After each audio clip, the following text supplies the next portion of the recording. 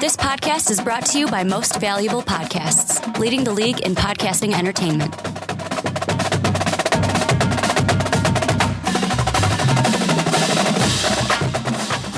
Hello, college football fans, and welcome to the Primetime Podcast. My name is Ricky Widmer, and as always, I'm joined by the one, the only, the suave Brandon Swanson. Hey. And it's finally here, Brandon. Week 1 is come and gone, and what a day, what a weekend of games. It started out Thursday. We had games like Michigan, Utah, TCU, Minnesota. Then you go off, I think it was, Friday night you had the Michigan State game. Was Boise State, Washington on Friday? No, that was Saturday. Saturday night you had Boise State, Washington. You had Alabama, Wisconsin. And you know what? I was so happy about that game. It was done by halftime. I could go to bed. And you ended the weekend, Monday night, Labor Day, Ohio State at Virginia Tech. A game in the first half, a runaway in the second half. I've got to say, I really enjoyed the college football Monday night game. And too bad we're not going to see one for a while. No. The pros are taking it back. Yeah, the pros are taking it over. Screw them. Just kidding. But I thought that was a really good game. As I told Ricky, I missed the entire first half because I was driving back to my apartment. But I got there, and my buddy had been telling me, he's like, oh, man, Ohio State looks so good. They look like an NFL team. So he's like, they were up 14-0. But then he was telling me he didn't know what the score was at halftime. And I'm thinking, man, they must have run away with it. They must have run away with it or something. I turn it on and it's like 17-14. Holy crap. Well, so I'm like, wow, I in a sense, I was kind of believing the hype. But at the same time, like, Virginia Tech is not going to give them a game, but they did. It had halftime. To me, it's not Virginia Tech. It is all on their quarterback, Michael Brewer. Because I'll be honest, at first Brewer came out, he was kind of slow. The whole Hokie team was slow, and their cornerbacks were just getting burned by the Ohio State wide receivers. Like, Ohio State should have been up more in the first quarter, but they had a little bit of the dropsies. I'll admit, a few hit the hands and fell off, but they get the Curtis Samuel touchdown. They get the 80-yard run by Zeke Elliott. And like you said, your friend, I'm thinking, oh, what the fuck? I'm thinking, man, I should have never picked Virginia Tech in this game. I'm like, man, I should have just made the safe pick. I should have went with Ohio State. Then I'd be tied with Brandon, because that's all I'm thinking about during this game is who's coming out on top in our weekly picks, me or you, because this was the only game that we had different. And then the second quarter happens. You get Michael Brewer, 51 pass to Sam Rogers. Then a field goal. It's like, okay, 14-10. And then right near the end of the half, Virginia Tech charges down, gets a touchdown on the goal line, 4 plays, goes into the half, 17-14. And I'm sitting there going, man, I'm like, Virginia Tech has a chance to win this game. However, we know how that happened because Michael Brewer got injured. And, that's honestly, the story of the second half. Michael Brewer gets injured. Not just injured, he gets a 300-pound guy to drive him into the ground. And when his shoulder hit the ground, immediately I thought, he's not coming back. There's no way you come back that same game when you get your shoulder driven into the ground like that. And just how demoralizing for Brewer and for that team, honestly, because, Ricky tries to tell me that they would have won the game if that didn't happen. They would not have won, but they would have been really much closer than what it was. It ended up being 42-24, really 42-17. They pretty much shut them out in the second half. The last touchdown was garbage time, but how about we spin this a little bit? And just some final things. Yes, I feel terrible for Brewer. You never want to see a young kid go down like that. But you just want to talk Buckeyes. It's terrible to see. But at the end of the day, what team really fucking matters? It's not Virginia Tech. Well, hey, it's going to be the Ohio. Ricky, this quiet. Game mattered just because it was the rematch. Ricky. Ohio State is the team that people are going to talk about this year.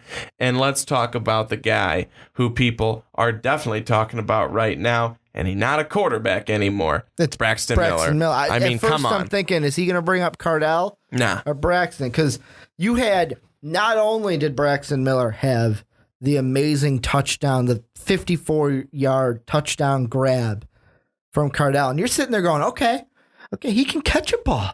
Okay, maybe he can play wide receiver. Then he just busts out this run, this massive run. And what's the cherry on top of this run? The Madden spin move. The little what? And then got it like Chris Berman. That's what he did. However, I will say, Herb Street was like, man, I don't play Madden that much, but I think that's the B button. And in my head and then out loud, I said, well, actually, now it's a little bit more complicated. You got to take the stick and move it to the right and then swing it over, semicircle over to the left or swing it over to the right. It's a little bit more complicated. Clearly, Ricky plays it a lot. I do play a lot. However, I will say about Madden, the new total control passing fucking sucks. It sucks. Can't fucking do it. But Ricky says that because he's obviously losing. Don't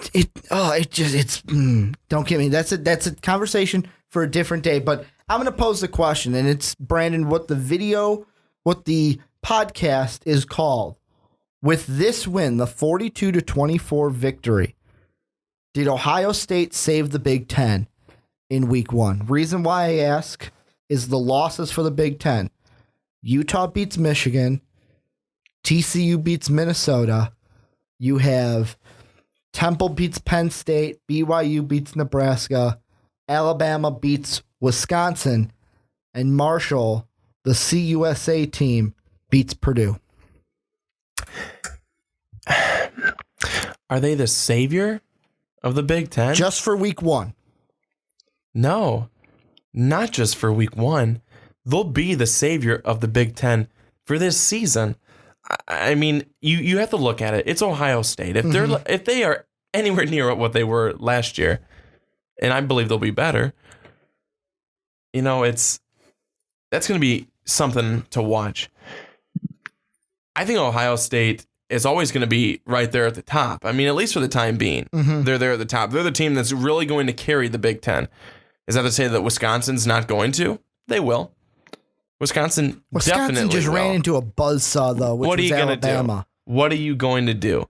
Alabama is a darn good team. They showed it, and I just have to say, I've been saying it for a while, and people were probably thinking, I don't know about that. Jake Coker is the real deal. The kid showed so much confidence in that game on Saturday night. I was so happy to see how well he did. Is it just his confidence or how confident he is in the Lane Kiffin system?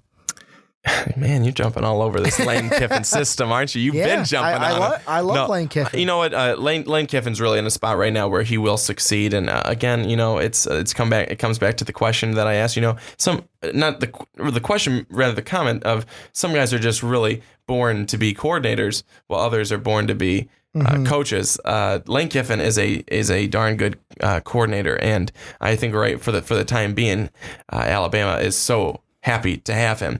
But Jake Coker is very good. He's very confident. That game, I mean, Wisconsin's not an easy team to play. They're not. They're good. Yes, they lose some pieces, but every team does. Alabama did, and they still have so much. Derrick Henry, beast mode. Kid's good. But one team getting away from Ohio State a little bit. Are we staying in the Big Ten, though? Yes, we are. Okay. Hate me. Are you going to bring up the team I'm thinking about? Northwestern.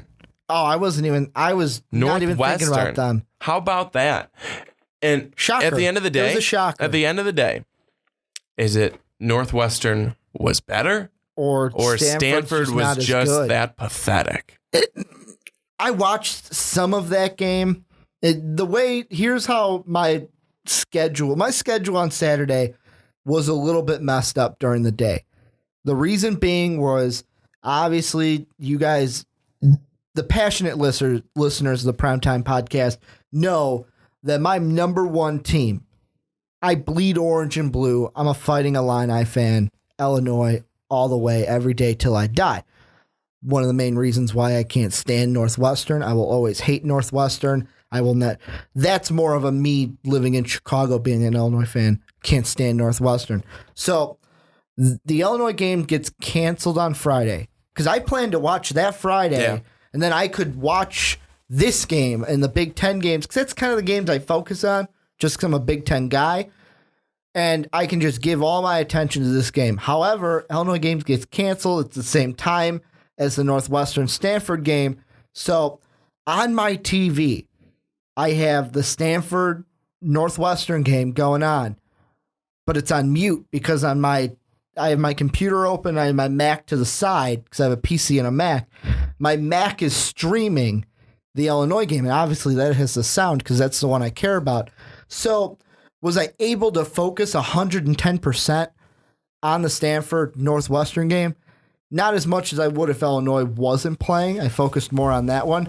The one takeaway, though, I came away from with this game is Stanford's offense just stalled so much in this game. And I mean, you look at the final stats and 20 of 35 from Hogan, 155 yards. You had about 66 yards from McCaffrey on the ground, but when it never translated into points. Never translated into points, and Northwestern didn't do that much better. They didn't do much better. When you score 16 points and win 16-6, I kind of have the feeling of, did you win that game or did the other team just let you win that game? Unless it's like Alabama-Auburn. But when it's Alabama-Auburn, the score is like 42-38 because both teams are scoring nonstop. It's never a 16-6 game. See, you know what? When I was watching that game, I just thought it seemed like Northwestern was that much better. Their defense was that much better. I just think that at the end of the day, I think it was more Stanford. I mean, but I guess I'm struggling here because I do think Stanford's a better team than that. Mm-hmm. It's just surprising that Stanford came out so flat-footed. This was a team that we were saying, are they going to be able to just give the Ducks a run for their money in the Pac-12? Because obviously the other side of the football, in the Pac-12, you have Arizona State, who lost their game. You have USC, UCLA, and Arizona. They're going to dogfight it out for the top spot in their division. Here's the big game for Northwestern. And now after the Stanford win, I'm circling even more because this is going to be the next game to show us, okay, are they a real team this year at Duke, September 19th? Because Eastern Illinois, that's a win for Northwestern. I'm just going to give it to them, even though I hate them. However, Duke is a real football team. Can they beat Duke? That is the question now. Because, I mean, if they can beat Stanford, and Stanford was supposed to be really good, maybe they can beat Duke. That's why I'm circling this game, only because the Wildcats were able to beat Stanford in week 1. That's it. Well, I think that the game against Duke's going to be really telling and very interesting because I kind of peg Duke as one of the better teams coming out of the ACC. 25 in our preseason top 25. Yeah, so I think Stanford, I won't say has a handful, but I don't think it's going to be a cakewalk for week 2. Here's a team I want to bring up. Other side of the spectrum. A team that we expected to win week 1, but did not. Penn State. Losing 27-10 to Temple. And the most important takeaway from this game, I will say I was not able to catch much of this game because I was focusing on the 2 games in the state of Illinois. But Christian Hackenberg, 11 of 25, 103 yards, no touchdowns and an interception. We're talking about a kid that we're saying probably or not probably, he will be one of the top 3 quarterbacks taken in the NFL draft. And he comes out and just lays an egg week 1. I was going to say the same thing, just laid an egg. I mean, I couldn't believe that they lost that badly. I mean, 27-10. They didn't put up a fight. And I didn't think Temple was that good. I think this time, I as opposed to the other time, I thought that Northwestern's defense was the reason. Here, I think it's the inability for Penn State to get anything going. And James offense. Franklin did say earlier today that he's going to take a bigger role in the offense heading into this week's game against Buffalo. Because to me, they got to beat Buffalo now. I mean, were we ever going to question that Buffalo is going to beat them? No, but if they get upset now by Buffalo, they're going 0-2 into their first Big Ten game next week against Rutgers.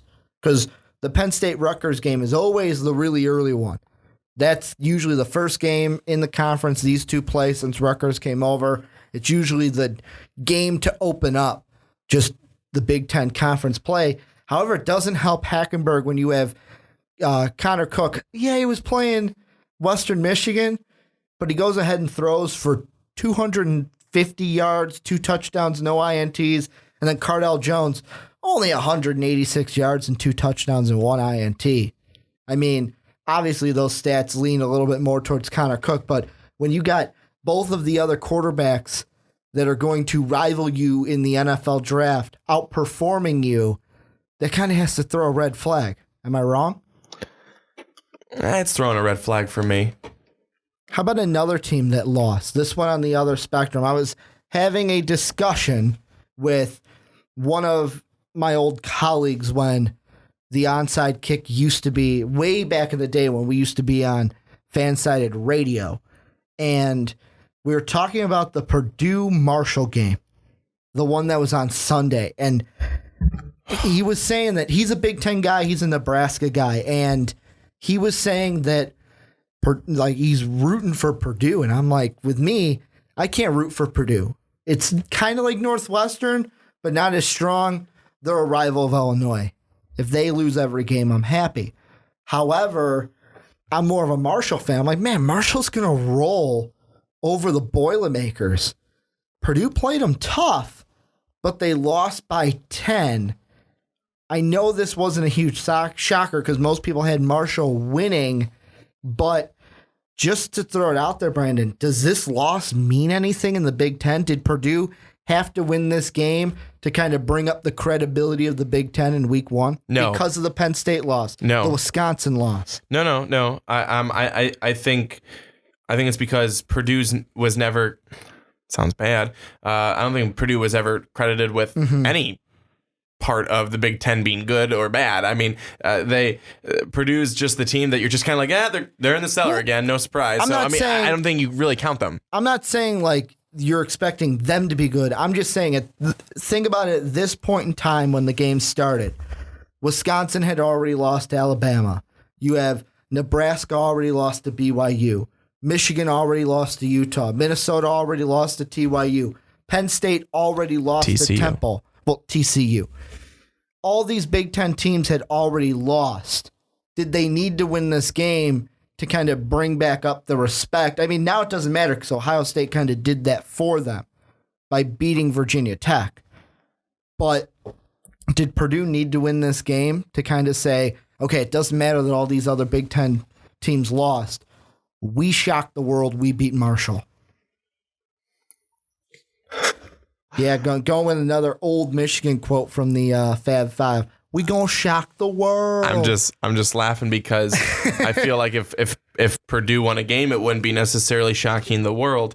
If Purdue won a game against an Ohio State, then you start to shock at least half the world.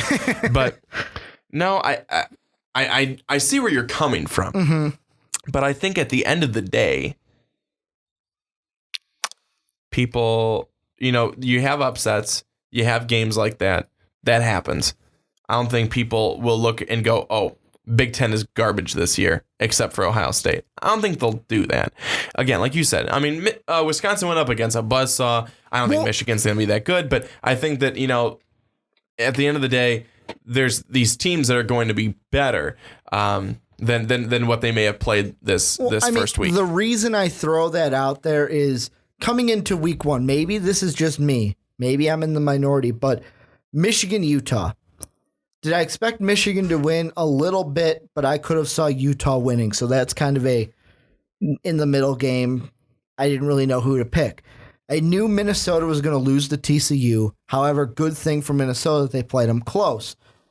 You knew that the other teams that did win, I knew that they were going to win, except for Northwestern. I thought Stanford would win, obviously. But Penn State thought they were going to beat Temple. Thought Nebraska was going to beat BYU. The only teams in the Big Ten I had losing, Purdue. I had obviously Northwestern losing. I didn't pick that. Minnesota and maybe Michigan, 4. However, we got shocked where Penn State went down, Nebraska went down. Wisconsin, I knew they weren't going to beat Alabama. So to me, that loss doesn't shock me. It's mainly the Nebraska Penn State, especially the way BYU beat Nebraska on that last second Hail Mary. End of the game, just throw it up there. Pray to the heavens that my receiver comes down with it, and he did.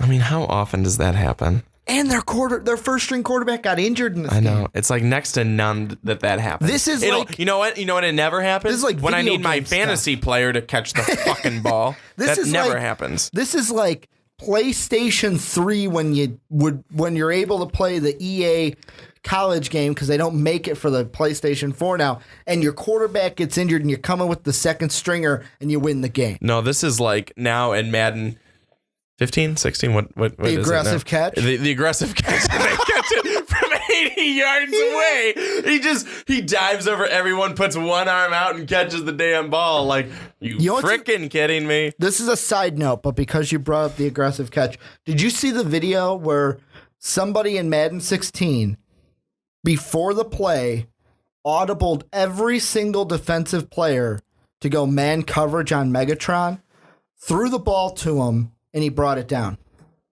Caught the ball with every single defensive player on him in man coverage. That's how overpowered receivers are in Madden. Just take that into consideration. Calvin's really good. But before we get into... because we got to get into other games. We can't talk about the Big Ten, although I'd love to talk about the Big Ten all podcast. Brandon, I'm throwing this question at you because before week 1, you didn't respect the Golden Gophers at all. Why would I? After you saw their play against TCU, are you at least a semi-believer in Minnesota in the Big Ten this season? I don't know if I'm a semi-believer in Minnesota in the Big Ten this season. They still lost the game. Yeah, but did you see how much they held TCU? Hold on. TCU could have blew them out of the water. They held TCU to 24 points. 23. I thought it was 24 to 17. 23 to 17. Oh, well. Yeah. Jeez, excuse me. Just a little correction. We should just stop the whole podcast now and start over. Sorry. No, but still, they held TCU in the 20s. They had 17 points of their own. Minnesota's going to have to do more to show me that they're good. Mm-hmm. I mean, outside of 1 week. Again, you can't go by 1 week. You just can't do it. But can I say yes? They surprised me in a positive way. I can say that. I'm going to say this is the exact reason why coming into this season, Minnesota's my dark horse in college football in the Big Ten. And before we move on, I kind of have to throw it out there because I'm not going to be able to say this many more games this year. How about them fighting Illini? I know it was Kent State, but you fire your head coach a week before this game, not even a week before this game. They were like, screw it. And they come out and win 52-3. Yeah, that was great. Just took the top off the defense. You had Wes Lunt, 4 tutties in the game. You had the backup quarterback. The backup, I think he's a redshirt freshman. Crouch coming in. And yeah, redshirt freshman from Grainesville, Ohio, coming in, getting a touchdown himself, playing a little bit. Does it mean anything? Does it mean anything that Illinois won 52-3? Yeah, it means they got to win week 1. Well, besides that, they usually win the first game, but it's usually not 52-3. You can only hope that means like the team's coming together, the team's rallying. I think a lot of times, whatever sport it is, baseball, football, basketball, a coach is fired. A coach is fired. And they rally and then they guy. bring in a new guy. Players really, I think, do look to rally. They want to show this new guy something. They want to prove themselves to the new guy. Especially a guy who knows the team as well as Cubitt does. And I think they want to prove something to each other and say, hey, you know what? We can do this. It doesn't matter, if our coach just was let go or anything. You know what? Let's step up. Let's win. Let's win this game. Let's go. I mean, I think that really gets them going, and they can get a rallying around that. First game I'm going to mention outside of the Big Ten this podcast. What is your takeaway from seeing a score? I know it was Tennessee Martin and the Skyhawks. You did this preview in our top 25. I know it was Tennessee Martin, but 76-3 Ole Miss over the Skyhawks. You had Chad Kelly 2 touchdowns. You had Buchanan 2 touchdowns. You had Devontae Kincrad 1 touchdown. You had 3 different guys scoring 5 touchdowns in the passing game in the passing game. Then you had 3 guys combined on 4 rushing touchdowns in this game. That's absurd. I know, like I said, I know it's Tennessee Martin, but 76-3? We're not going to see this in the SEC, but Ole Miss, can they be contenders? Am I overlooking the Rebels? Were I overlooking them coming into the season, B-Dog? We may have been. I didn't expect 76-3. I don't think anyone ever expects 76 points. Especially when on the other side it's 3. But at the end of the day, I think Ole Miss really has to. They garner a whole lot of respect, and they come into this week as the number 17 team. You really have to look at them. I know in my week 2 top 25, I think I rated them a little higher than that, only because I think we had them at 11. I mean, you score 76 points. You're jumping. You're jumping up there. You're talking about in your poll that we're gonna come out in a little bit. Yes. Not the preseason poll. No. In the poll that's to be coming. I think in the preseason poll, I have to double check, and I'm going to look it up right now on our YouTube channel. I believe we had them at 11. Yep. We had Ole Miss at number 11 coming into this season, but here are I'm going to throw out some players and here's what we're going to do for this one. I'm going to throw out some players, good performances, bad performances that I like this week. What you are going to do is take one and run with it. You ready? Here they are. Number 1, from the Auburn-Louisville game, quarterback Jeremy Johnson, 137 yards, 1 touchdown, 3 INTs. Not a good game for Johnson. Then you have Josh Rosen, the freshman for UCLA. 351 yards and 3 touchdowns, no INTs against the Virginia Cavaliers. Did I tell you this guy was going to... Well, I didn't know he was going to start, but did I tell you this kid was going to be good if he started? Yeah, I did. Then you have Mike Bercovici. Almost just 1 yard shy of 200, 1 touchdown, no interceptions. Arizona State lays a dud against the Texas A&M Aggies. You have Malik Zaire. Yes, Notre Dame ran all over the Texas Longhorns. 300-plus yards, 3 touchdowns, no INTs. Oh, yeah, that's right. He also had 16 on the ground. Vernon Adams, 246 through the air, 2 touchdowns himself, 94 yards on the ground. And last but not least, Cody Kessler, 236, 4-0 touchdown to interception ratio. However, I will throw out Trey Madden, running back, 106 yards and a touchdown himself. Who you taking? That was a lot of names, but who you taking? Who you want to run with? Johnson, Bercovici, Rosen, Kessler, Zaire. You want to talk about your Notre Dame Fighting Irish, don't you? Or Vernon Adams? Who you running with, Brandon? I see you thinking the gears are turning. Just as quarterback overall? Just the play. Or Madden, because that was the running back I threw out. Just play, because some of them were good. Johnson was bad. Rosen was good. Berkovici wasn't. Let's talk about that Arizona State Texas A&M game. Mike Berkovici.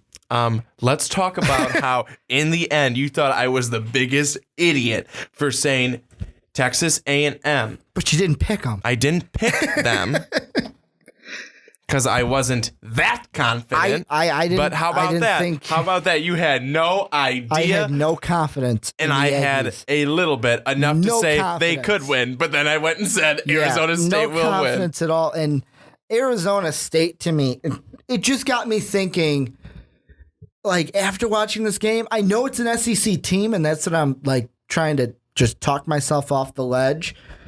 But I'm thinking after this week 1 game, can this team compete for that Pac-12 South now? Because you look at least 2 of the other teams in that division. UCLA's quarterback, great performance. They dominated. USC dominated and Cody Kessler dominated. Yeah, they weren't playing Texas A&M. But UCLA did play Virginia. I guess that's a Power 5 school, if you want to put it that way. But Berkovici, 199 yards, only 1 touchdown. A QBR of 34.6? Really? He was bad. He was really bad. It was not good, I'll tell you that. Well, I'm telling you, it's because this Texas A&M defense that's revamped came at him. Oh, those 2 defensive ends were just killer all game. All game. It was like they were sacking Berkovici left and right. You could not get. I mean, they were all over him. And you know what? I don't know if that's more of a tribute to a darn good defense by A&M or a terrible offensive line. To me, I feel like I'm a little scared for ASU going into Pac-12 play. I know that they might be a better team. Like, I know you hear that whole thing, well, this team's going to be better when they get to, like, later in the season. However, Hall and Garrett, like I said, the 2 defensive ends just dominated that game, especially Myles Garrett for the Aggies. Made me a believer in Texas A&M this season. Damn. Now you're a believer. How about your Notre Dame, though? Malik Zaire, the second coming of Jesus Christ and touchdown Jesus for the Irish. He was really good. I'm surprised. I think in the end I was, again, it's one of these.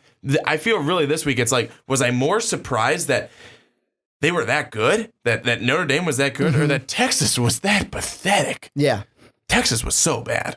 I mean, what has gone on with them? I don't know. This kid, maybe because I'm not an Irish fan, kind of came out of nowhere for me. Like, I was like, Malik who? Malik Zahu? Who's this guy? Zaire? Like, is he supposed to be good? And then, I mean, I look at it and go, well, Texas is a different story, though, because I was listening, watching, however you want to put it, to PTI today. Yeah. They're talking about Charlie Strong and how I guess he demoted some offensive coaches, took the play calling duties away from one, gave it to the wide receivers coach for this week against Rice. Wilbon said an interesting statement about Texas. He goes, Texas will need to perform this season. He made the joke of go like 10-1 on the season now, just rattle off 10 wins straight, because sooner or later, these Longhorn fans, he said, are the most impatient in college football and will be calling for Charlie Strong's head if they have another 6-7 season this year. You know, I think that's a possibility. I really do. I mean, people expect more. People expect more from that school. The way he exactly put it is, you don't fire Mac Brown to bring in a guy who's going to go 6-7 consistently. And I know Charlie Strong had success at Louisville, and I like Charlie Strong.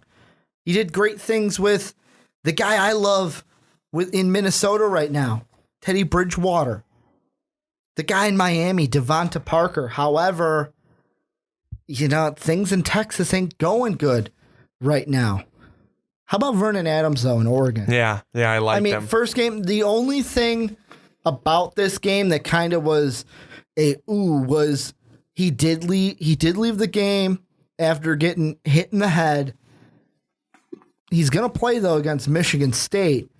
Should Oregon fans be worried, though, that this could happen again, maybe this season? If someone, I'm not saying someone's going to target him, but is injury concerns now we have to worry about this with Vernon Adams because it happened once. Mariota, we didn't have to worry about that because he never got injured. You know what I'm saying? I do know what you're saying. I think, though, that with this, injury is always a concern all the time, especially with a mobile quarterback. But who runs for 94 yards. Yeah. I don't think that at the end of the day, you're any more nervous than anyone else. You got to let him play football. And he's going to play football. He's going to play football the way he knows to play football. He's going to be successful. Last game, your takeaway from Cody Kessler and USC. I know it was Arkansas State, but come on, Cody Kessler, 4-0 touchdown to interception ratio was pretty good, right? Pretty good. Cody Kessler is really good.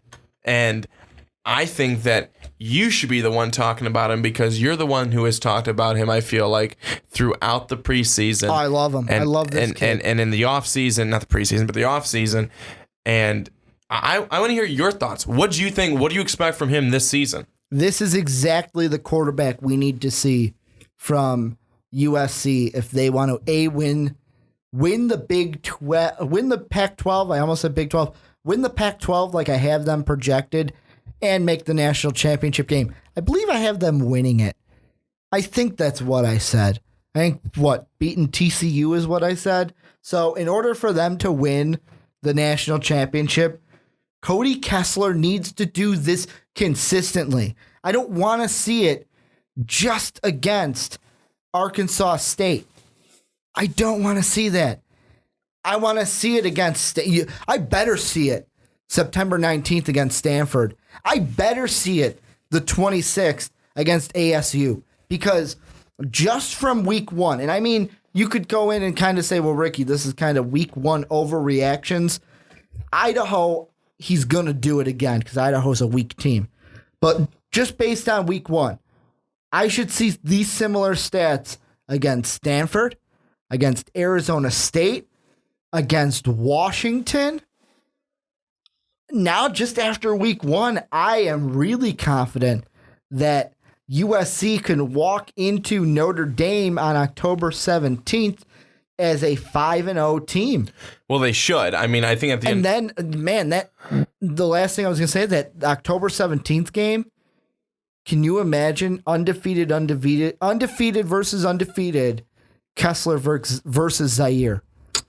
I think that would be a great. I think that'd be a great game. I think when you look at it, this USC team is just they're a better team than the teams that they're playing. They shouldn't lose to them.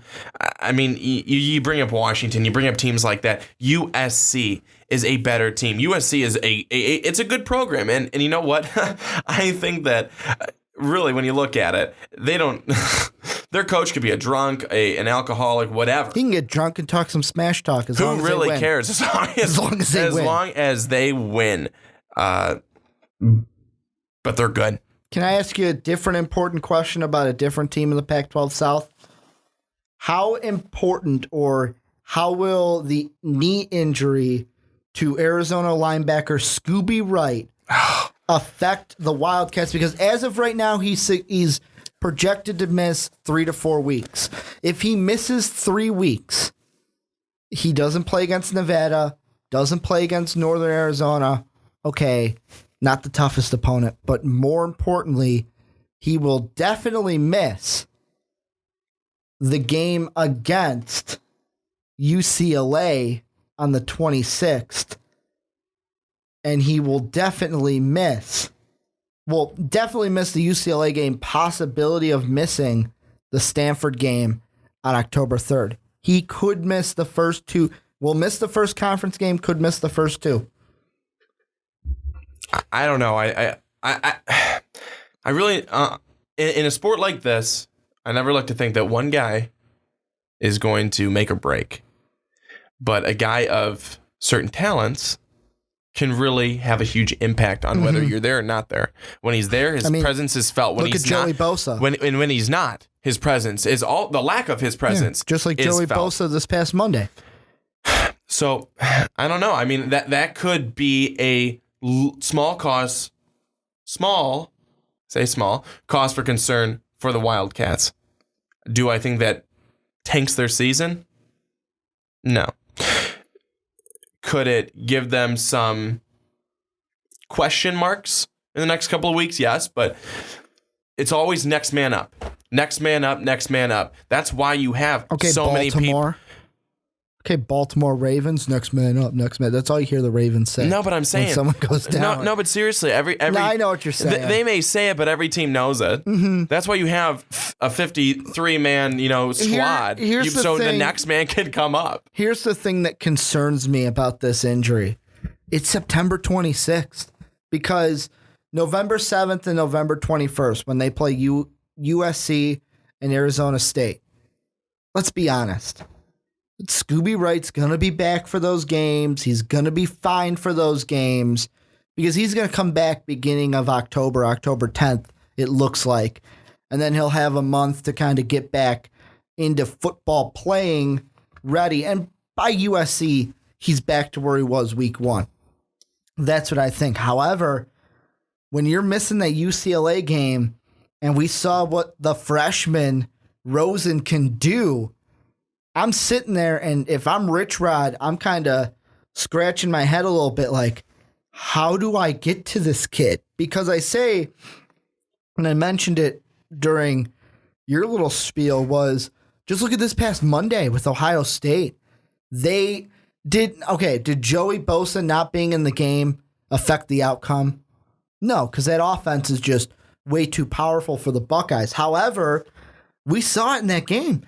His replacement, the freshman, just couldn't solidify the edge like Bosa does.